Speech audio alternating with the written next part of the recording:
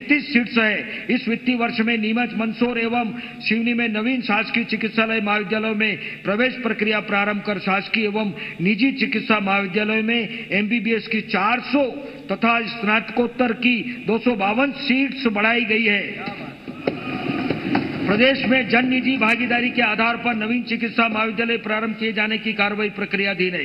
प्रदेश में लगभग 1000 संजीवनी एम्बुलेंस तथा 1000 59 जननी एम्बुलेंस संचालित है। इन एम्बुलेंस के माध्यम से लगभग 22 लाख नागरिकों को सेवाएं उपलब्ध कराई गई है।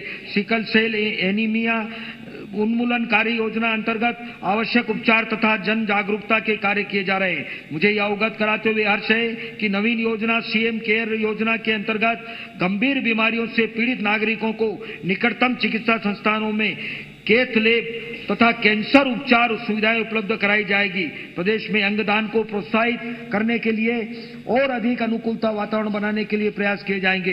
प्रधानमंत्री जन आरोग्य योजना आयुष्मान में 4 करोड़ 26 लाख से अधिक कार्ड जारी किए गए। इस योजना अंतर्गत 497 शासकीय चिकित्सालय एवं 587 निजी चिकित्सालय संबद्ध है। आयुष्मान योजना के लिए वर्ष 2025-26 हेतु रुपये 2039 करोड़ का प्रावधान प्रस्तावित है।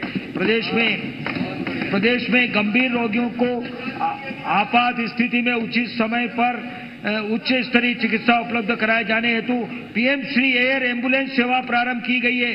इस सुविधा का लाभ प्रदेश के हर क्षेत्र को मिले, इस हेतु प्रत्येक विधानसभा क्षेत्र में प्रस्तावित खेल स्टेडियम का उपयोग हेलीपैड के लिए भी किया जाएगा।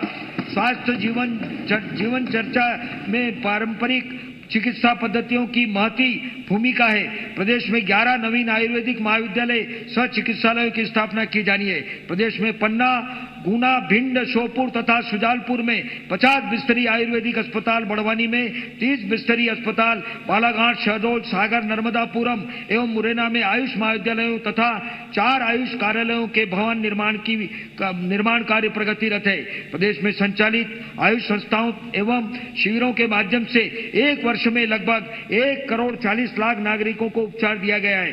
प्रदेश के स्वास्थ्य क्षेत्र में कुल बजट प्रावधान रुपये 23,535 करोड़ प्रस्तावित है, जो गत वर्ष की तुलना में रुपये 2,992 करोड़ अधिक है।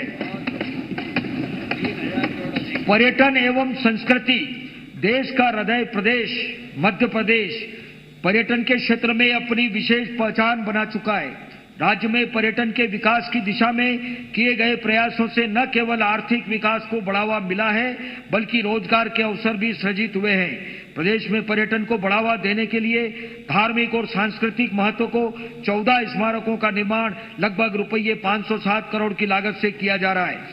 विश्व के 12 ज्योतिर्लिंगों में से एक ओंकारेश्वर में उज्जैन के महाकाल लोक की तर्ज पर ओंकारेश्वर महालोक का निर्माण किया जाएगा। अद्वैत वेदांत दर्शन के प्रणेता आचार्य शंकर के जीवन दर्शन के प्रसार के उद्देश्य से संग्रहालय एवं आचार्य शंकर अंतर्राष्ट्रीय अद्वैत वेदांत संस्थान को विकसित किया जा रहा है। हमारी सरकार ने निर्णय लिया है कि मध्य प्रदेश में जहां जहां भगवान श्री कृष्ण के चरण पड़े, उन स्थानों को तीर्थ के रूप में विकसित किया जाएगा। इस हेतु श्री कृष्ण पाथेय योजना के लिए रुपये 10 करोड़ का प्रावधान प्रस्तावित है। इसी प्रकार राम पथ गमन योजना में प्रभु श्री राम के वन गमन पथ अंचल का विकास तथा धार्मिक नगरी चित्रकूट का समग्र विकास किया जाएगा। इस योजना के लिए रुपये 30 करोड़ का प्रावधान प्रस्तावित है।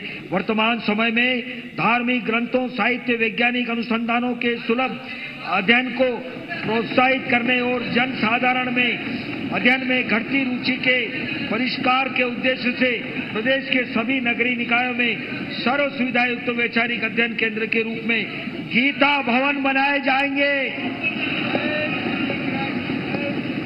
इनमें पुस्तकालय, ई लाइब्रेरी, सभागार तथा साहित्य सामग्री बिक्री केंद्र भी होंगे। इस योजना के लिए रुपये 100 करोड़ का प्रावधान प्रस्तावित है।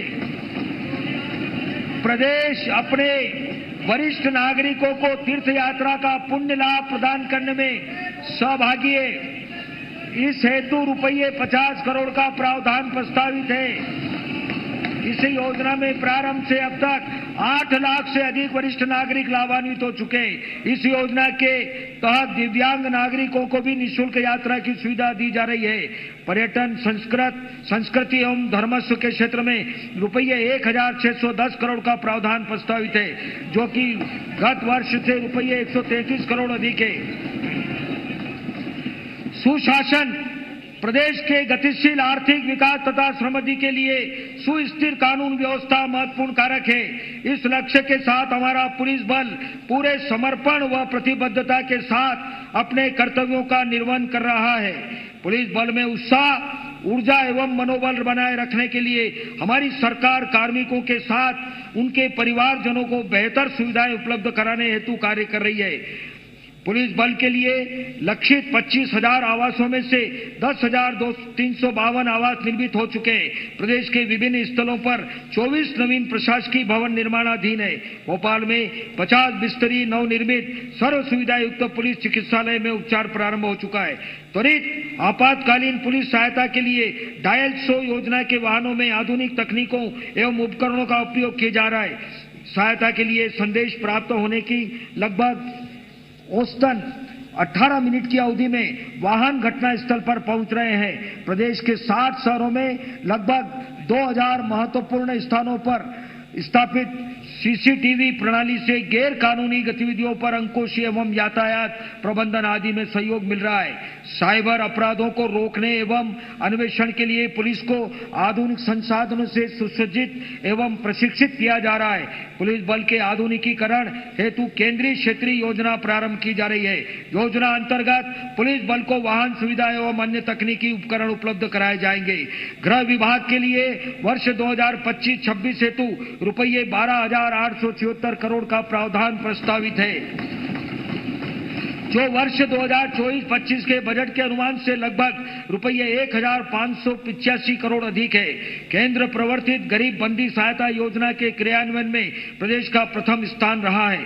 बंदियों के कौशल विकास एवं रोजगार हेतु प्रदेश की उज्जैन, बैतूल एवं धार जेलों में ITI संचालित है। जेलों की बेहतर अधोसंरचना के लिए 4 नवीन जेलों का निर्माण तथा नवीन बैरक निर्माण कर क्षमता वृद्धि के कार्य किए जा रहे हैं। बंदियों के भोजन की गुणवत्ता में सुधार के लिए बेहतर प्रावधान किए जा रहे हैं। जेल विभाग हेतु रुपये 794 करोड़ का प्रावधान प्रस्तावित है। वर्ष 2024-25 में अब तक संपन्न 3 राजस्व महाअभियानों में 1 करोड़ से अधिक नामांतरण, बंटवारा, सीमांकन, अभिलेख, दुरुस्ती आदि राजस्व प्रकरणों का निराकरण हुआ है। अगस्त 2024 से प्रारंभ साइबर तहसील 2.0 के माध्यम से अब तक 90,000 से अधिक राजस्व प्रकरणों का निराकरण किया गया है। फार्मर आईडी रजिस्ट्री योजना में 61 लाख से अधिक फार्मर आईडी बनाकर मध्य प्रदेश देश में प्रथम स्थान पर है। हमें विश्वास है कि स्वामित्व योजना की सफलता उपरांत भारत सरकार की नवीन नक्शा योजना में भी प्रदेश उच्च स्थान पर रहेगा। समस्त शासकीय वाहनों में 15 वर्ष की आयु के उपरांत पर्यावरण संरक्षण के उद्देश्य से रजिस्टर्ड व्हीकल स्क्रैपिंग फैसिलिटी। कोई आगे खेलेगा?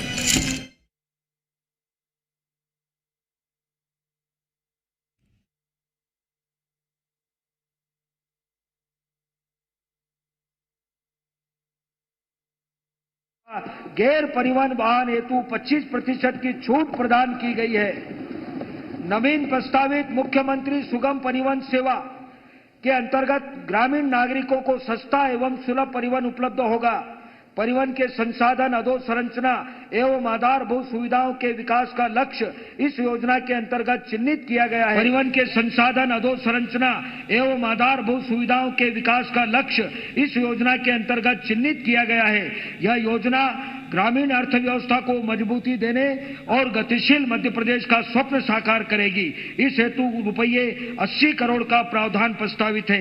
प्राकृतिक संसाधन, हमारा प्रदेश वन एवं वन्य प्राणियों की विविधता के लिए देश विदेश में विशिष्ट पहचान रखता है। प्रदेश के वन क्षेत्र इमारती लकड़ी के अतिरिक्त बांस, लघु वनोपज, औषधियां, पौधों तथा वन्य जीवों से परिपूर्ण है। राज्य द्वारा वन्य जीव संरक्षण को उच्च प्राथमिकता दी गई है। प्रदेश में वन्य जीव संरक्षित क्षेत्रों का क्षेत्रफल लगभग 11,200 वर्ग किलोमीटर है। प्रदेश में 11 राष्ट्रीय उद्यान एवं 24 वन्य प्राणी अभ्यारण्य है। वन्य प्राणी संरक्षण एवं प्रबंधन के लिए राष्ट्रीय उद्यान तथा बफर क्षेत्रों में वन्य प्राणी मानव संघर्ष को रोकने हेतु लगभग 3,000 किलोमीटर वन सीमा में फेंसिंग कार्य किया जाएगा।